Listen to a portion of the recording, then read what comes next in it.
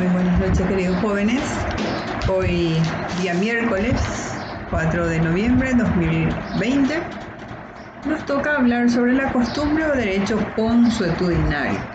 En nuestro programa nos pide concepto, diferencias, elementos constitutivos, nos está pidiendo, elementos constitutivos de la costumbre, sobre la doctrina tradicional, la clasificación de la costumbre, prueba de la costumbre, papel que desempeña la costumbre en el derecho paraguayo, la jurisprudencia como fuente formal, sus cualidades, sus funciones asignadas a la jurisprudencia como fuente formal del derecho, el valor de la jurisprudencia en el derecho paraguayo, la doctrina, los juristas, amplitud de su radio de su acción, significado histórico de los juristas, la doctrina en el derecho moderno y la doctrina positiva en el derecho paraguayo.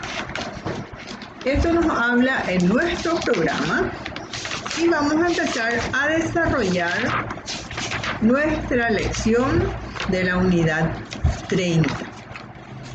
Parte ya está un PowerPoint que ya nos habla sobre este tema y hay un foro que tenemos que estar utilizando. En nuestra unidad 30 nos habla de la costumbre o el derecho consuetudinario. ¿Qué es la costumbre? La costumbre es una norma escrita constituida a través del tiempo por una repetición constante y uniforme de sus usos y prácticas sociales en una colectividad que tiene como convicción aceptarla como una regla obligatoria de conducta.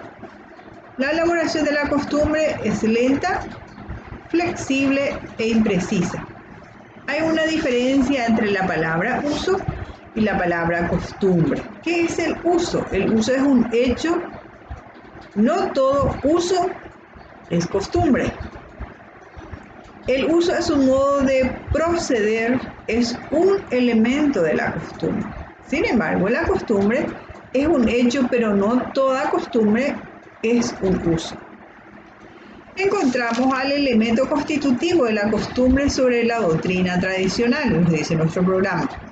Tenemos dos tipos, el material objetivo y espiritual o subjetivo. ¿Qué es material objetivo? Está constituido por la repetición constante y uniforme del mismo uso a modo de actuar. Entonces, es una práctica reiterada y constante de ciertos actos durante un tiempo prolongado. La parte espiritual y subjetiva consiste en la convicción espontánea de quien ejecuta el acto. Constituyen una regla de convicción o de convivencia con una fuerza obligatoria de la colectividad. Clasificación de la costumbre. Se clasifica por el ámbito espacial de validez, donde se puede utilizar la costumbre. Pueden ser locales y generales. El ámbito local tiene vigencia en una región determinada y el ámbito general se extiende por todo el territorio. Por su posición frente a la ley, tenemos la confirmatoria, supletoria y la abrogatoria. La confirmatoria se lo utiliza para esclarecer o mejorar la ley.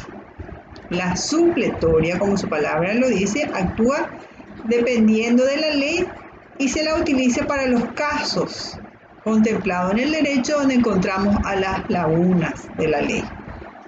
La abrogatoria aparece en oposición a la ley, pues después de ser promulgada, para imponer una conducta contraria a la prevista en la norma legal, cuya obligatoriedad resulta desvirtuada.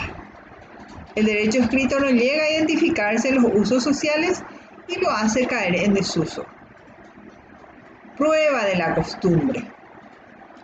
La costumbre jurídica está constituida y considerada como un hecho a los fines de una demostración en el proceso de los medios autorizados y como un derecho para la fundamentación de las sentencias judiciales de acuerdo a los códigos aplicados. Papel que desempeña la costumbre en el derecho paraguayo. Representa un papel secundario, no constituye fuente inmediata, sino inmediata a supletoria de la ley. La jurisprudencia como fuente formal. ¿Qué es la jurisprudencia? Es el modo uniforme y constante en que los tribunales de justicia aplican el derecho en los casos sometidos a su jurisdicción. El juzgar de igual manera una misma cuestión, un solo fallo, no sienta jurisprudencia. Nos vamos a la siguiente parte de nuestro programa, que son las cualidades. ¿Qué son las cualidades? Las cualidades de una ley. Las cualidades tienen tres elementos importantes. La costumbre, o sea que puede ser una cualidad constante, uniforme y ajustada a la ley. Funciones asignadas a la jurisprudencia como fuente formal del derecho. Es explicativa, supletoria, diferencial y renovadora. ¿Por qué explicativa? Se realiza cuando la ley es oscura o el texto es anfigológico y el juez debe desentrañar un verdadero significado y alcance de este derecho. Supletoria, cuando la ley no ha previsto o guarda silencio respecto del caso suscitado y el juez debe buscar la solución dentro de un ordenamiento jurídico. La diferencial hace posible la descripción prevista de la circunstancia del caso cuando puede derivar grave injusticia de la aplicación estricta de una ley. La renovadora actúa cuando la ley envejece por anacrónica, en cuyo caso conviene vivificarla mediante una interpretación racional e inspirada en la evolución del pensamiento jurídico. ¿Cuál es el valor de la jurisprudencia dentro del derecho paraguayo? Nos pide nuestro programa. Tenemos varios códigos. Está el Código Civil, el Código Penal, la Ley Orgánica de los Tribunales y el Código de Trabajo. La Ley de Procedimiento Civil y Penal nos habla de la jurisprudencia, constituye fuente formal de producción de normas individualizadas. La Ley Orgánica de los Tribunales de Justicia nos dice que la jurisprudencia sentada por los tribunales de apelación ejerce acción orientadora y doctrinaria, pero carecen de fuerza obligatoria. El juez resuelve conforme a su criterio de su jurisdicción o de su interpretación. Código del Trabajo. La jurisprudencia tiene función supletoria cuando el acto litigioso no está previsto en la ley. La doctrina de los juristas. Noción.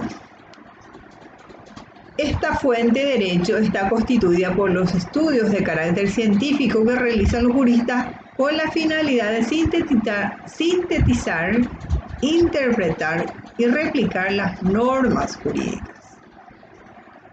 ¿Cuál es la amplitud de su radio de acción?